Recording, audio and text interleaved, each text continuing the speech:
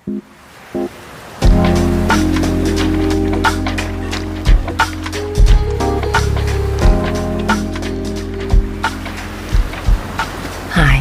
I'm Karissa Vacker, and welcome back to Sleep Wave, a podcast where we let waves of relaxation wash over you through original sleep meditations created to help you fall asleep tonight. And don't worry if you don't hear the end of an episode. I encourage you to drift off whenever you're ready. Before we get started on tonight's episode, I'd like to say thanks again for all of the great ratings and reviews you guys have left us on Apple Podcasts and some of the other networks too. A special shout out tonight goes to Kentucky Guy Lex, who listens to Sleep Wave every night. Thank you so much for listening, and we hope you love this episode too. So if you too find that sleep has come easier since listening to Sleep Wave and you've not yet reached out to us, please feel free to let us know via the reviews on Apple Podcasts. We read them every day, and your ratings and reviews help us reach even more people who need a little help with their sleep right now. I was in middle school the first time I felt what is now commonly called the Sunday Scaries. For me, it happened before the first day back to school after summer break. I wanted to prepare myself fully to fend off the feeling of anxiety and the slight dread that I was feeling about the unknown the next day. Would I like my teachers and classes? Would I look all right? Would I have an easy time making new friends? To try to handle my discomfort, I obsessed about what to wear, made sure my backpack was stocked with everything I could possibly need, woke up early to curl my hair. I still get this Sunday scary feeling as an adult sometimes. Just last Sunday, I was preparing to return to work on Monday after a lovely 2 weeks off for the holidays. I had that familiar feeling of anxiety in my gut as I thought about all the emails and tasks and to-dos awaiting me the next day. The Sunday Scaries is an accurate term because it describes what that feeling ultimately is. Fear. Fear that we won't be able to, or don't want to, handle what the next day or week may bring. But if we have this low-level anxiety running us that we think we can soothe with over-preparation for the day ahead, as I did in middle school, or with ignoring it, or trying to numb it with another glass of wine or another scroll through social media, it will continue to occur. It makes me think about what I can do, and perhaps what we all can do, to mitigate this feeling. What if we could have the same feeling of ease and lightness waking up on a Tuesday morning as we might on a Saturday? That's my goal, to feel the same joy and gratitude and ease with each day that comes, and to organize my life in a way that I enjoy each day equally. In tonight's sleep meditation, we're going to address this uncomfortable feeling.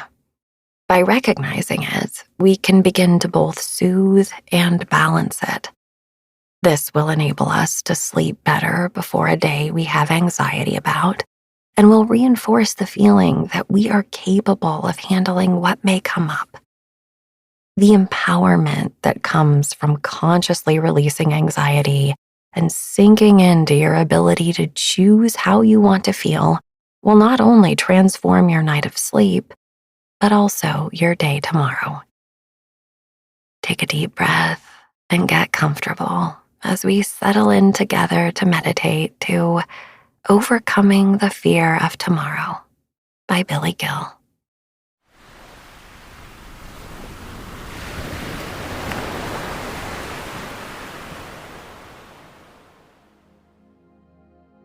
Many people experience a negative state of mind on Sunday.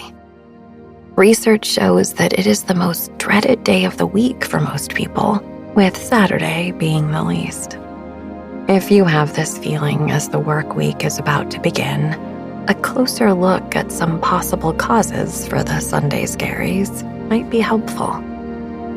At the root of this unpleasant, albeit familiar feeling, is the cause of anxiety itself. We humans, unlike many other beings on this planet, are capable of abstract thinking.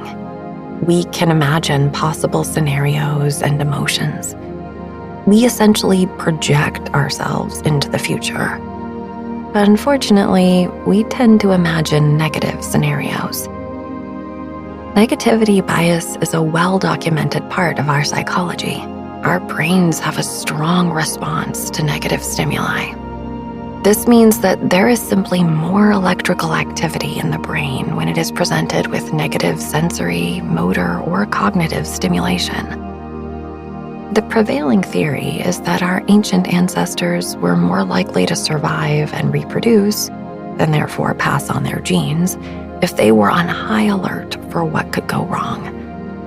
The threats that were ever present thousands of years ago are, at the very least, much more subdued in most cases and virtually non-existent in others.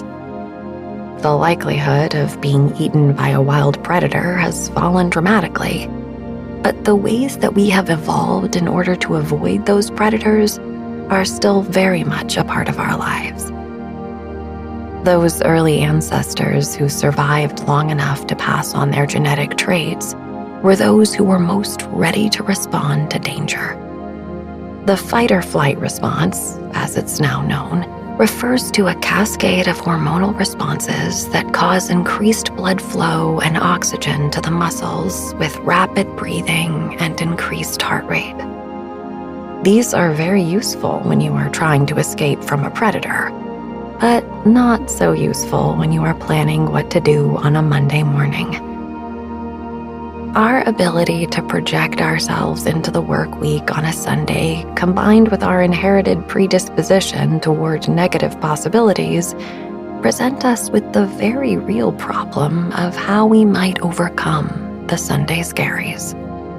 Tonight's sleep meditation will make use of these same faculties in order to shift our mental state toward positive and voluntary participation in life for an important and meaningful purpose. For all the anxiety that we may have inherited from our ancestors, we have also inherited the antidote to that anxiety. Please find a comfortable and relaxed position for sleep.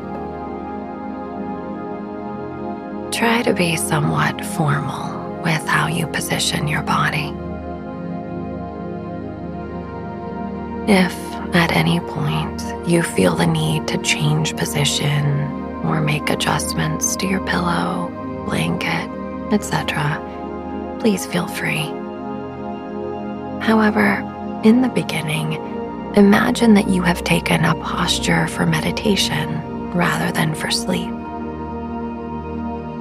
Meditation postures are traditionally seated postures, but lying down on your back may serve just as well. The form of the pose you take is symbolic of a right state of mind. This means that you have chosen your posture mindfully and with a calm sense of dignity. Try to achieve a somewhat symmetrical position on your back. If, for some reason, lying on your back makes it difficult to breathe or to relax, allow yourself to rest in whatever position allows for you to be comfortable. If you can lie on your back, even for a little while, shuffle your shoulder blades toward one another to create a sense of space in the upper chest.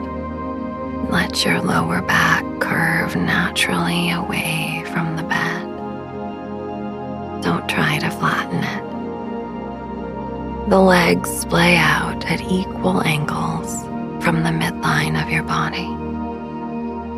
The chin and the bridge of the nose are at the same height. These are just a few recommendations for how to achieve a relaxed and yet alert pose for meditation. As we proceed tonight, you will move into deeper and deeper relaxation until sleep comes naturally on its own. To begin, say to yourself, silently in the mind, I will now practice sleep meditation.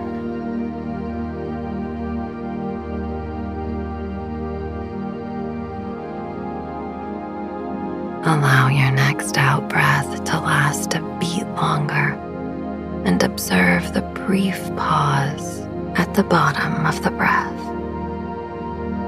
In that moment, notice a sense of deep internal quiet. The inhale replaces itself. Just wait patiently for the next breath to give itself to you. There's never a need to strain. The breath flows easily in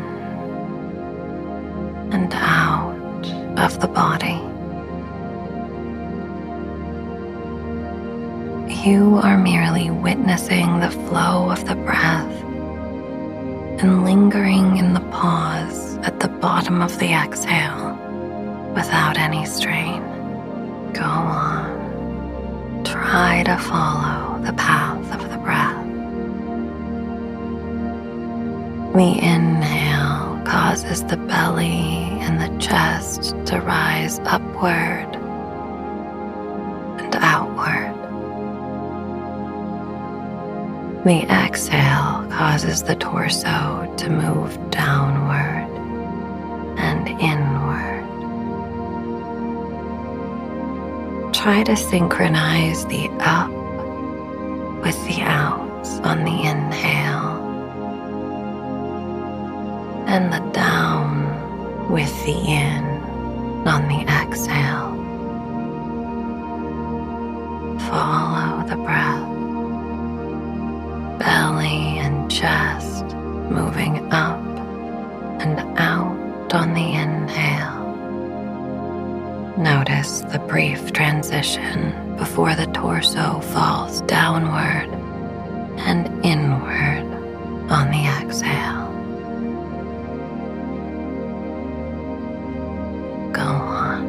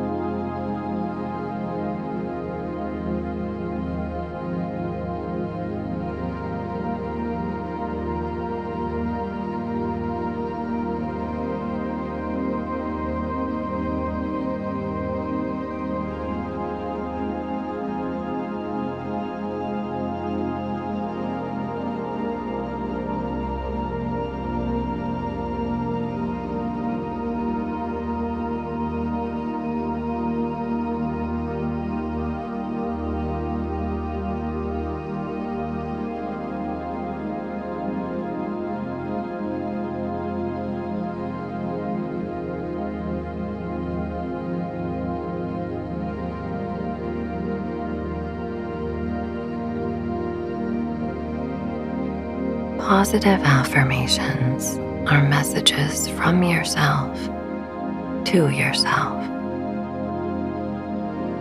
They are a bridge on which you may cross from a state of anxiety and fear to a state of confidence and purpose. These affirmations are not simply looking through rose-colored glasses or avoiding difficulties, but rather they help us to give equal weight to positive thoughts and emotions. By default, we tend to engage more with negative thoughts and emotions as a consequence of our evolutionary history. We must consciously and deliberately emphasize the positive if we are to give it its due. Negative self-talk is one area where we can see how easily we fall into negativity bias. One might say about some past event, "I shouldn't have done that," and dwell on past mistakes. To disrupt and transform that current of thought, one might instead focus on the insight that has come as a result of that experience. I learn and grow from my mistakes, for example. Or every challenge is a new opportunity.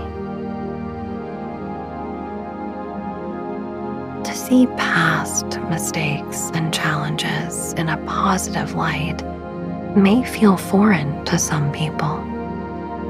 The negativity bias is a strong impulse.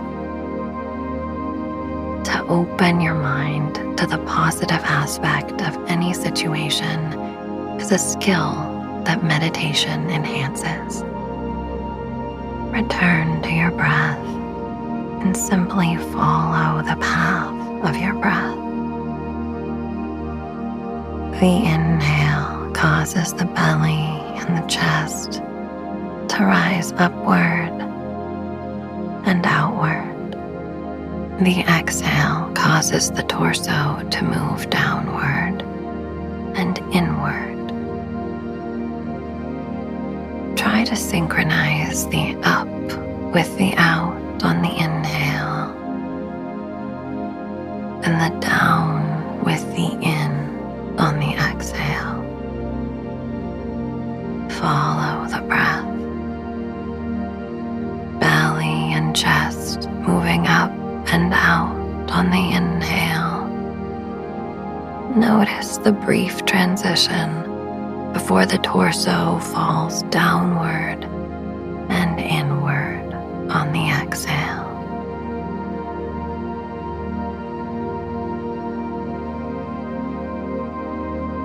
The breath is the simplest thing. It is always with you from the moment you are born until the end of your life. It is so simple that we can easily lose sight of its importance. Breathing mindfully puts you back in contact with the present moment. When we project ourselves into the future, we are in an imagined moment, but our bodies may perceive imaginary threats as real, even though they are flights of fancy. The breath grounds us in our present moment experience. This is our true home. When you are at home, you are in a place where you feel you belong, a place where you can recharge. Breathe mindfully and return to the present moment. Come home to your breath and replenish your resources to take on whatever challenges may come your way.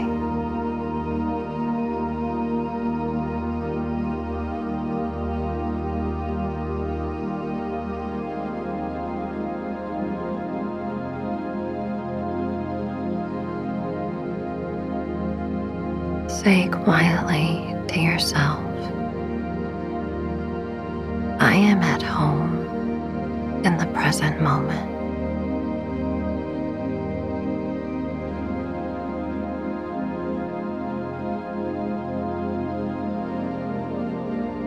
My power resides in the here and now.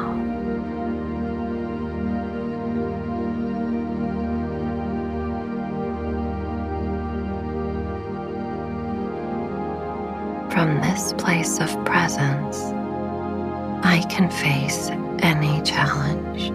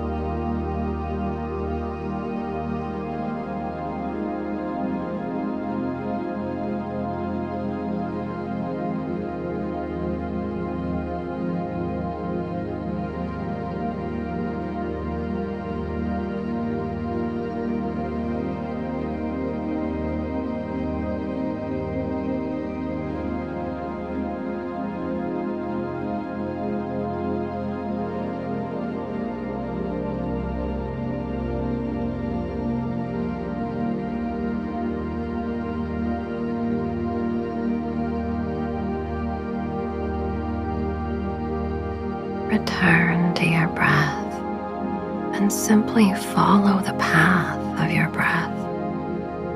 The inhale causes the belly and the chest to rise upward and outward. The exhale causes the torso to move downward and inward. Try to synchronize the up with the out on the inhale and the down with the in on the exhale. Follow the breath. Belly and chest moving up and out on the inhale. Notice the brief transition before the torso falls downward and inward on the exhale. Go on, following your breath at your own pace.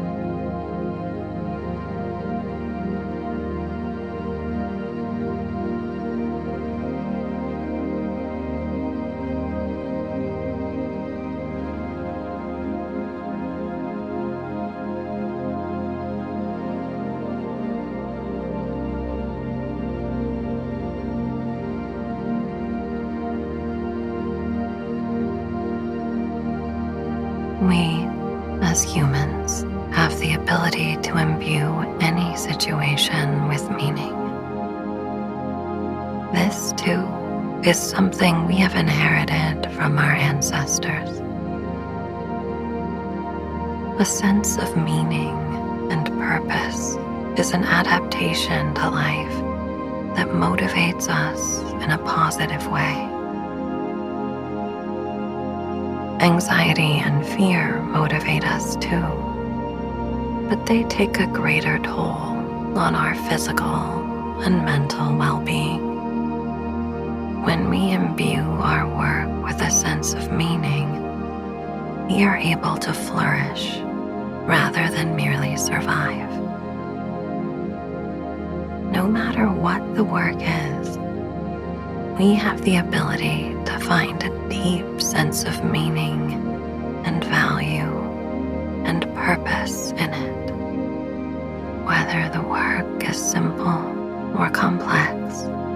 physical or mental, when done with a sense of purpose and a feeling of respect for the work itself, it is ennobling and has the capacity to transform not only the person who is doing the work, but the larger community as well.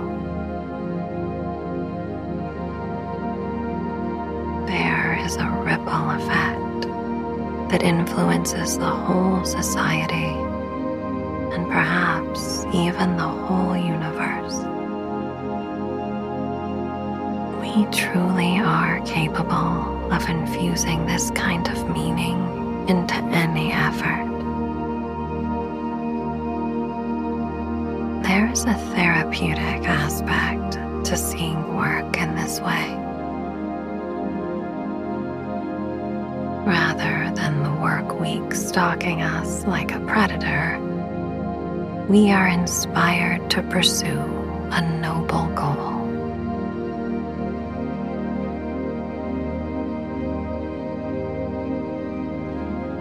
Gently repeat these affirmations to yourself after me. I am inspired to call forth what is within me.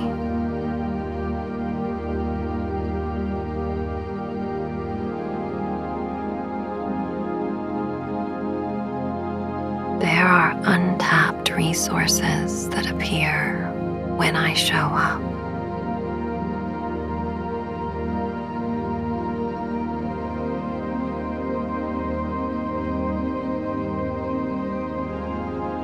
I bring my unique talents and abilities to everything I do.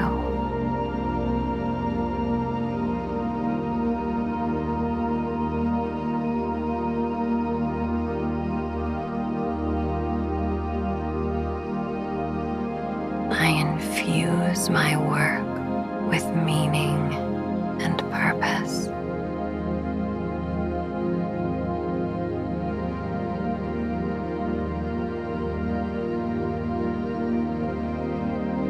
Return to your breath and simply follow the path of your breath. The inhale causes the belly and the chest to rise upward and outward. The exhale causes the torso to move downward and inward. Try to synchronize the up with the out on the inhale and the down with the in on the exhale. Follow the breath. Belly and chest moving up and out on the inhale.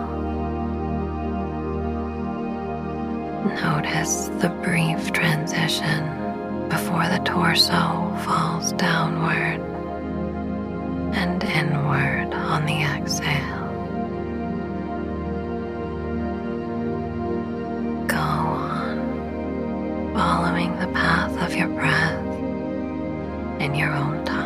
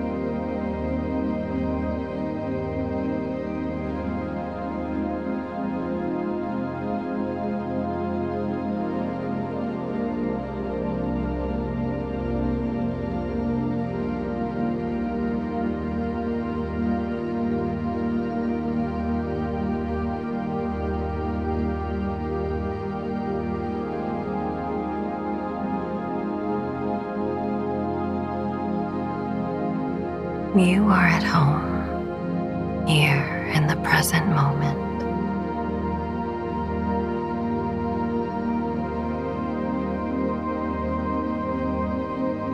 You are in the comfort and safety of your own home, your inner sanctum.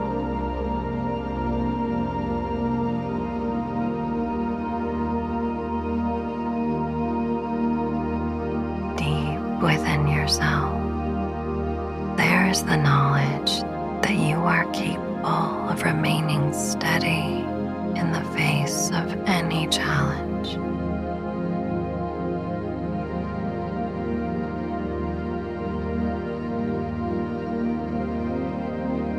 Trust that this deep, intuitive wisdom will guide you.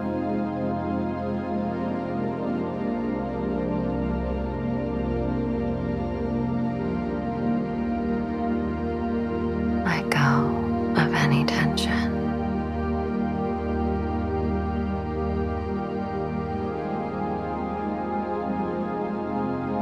Relax deeply.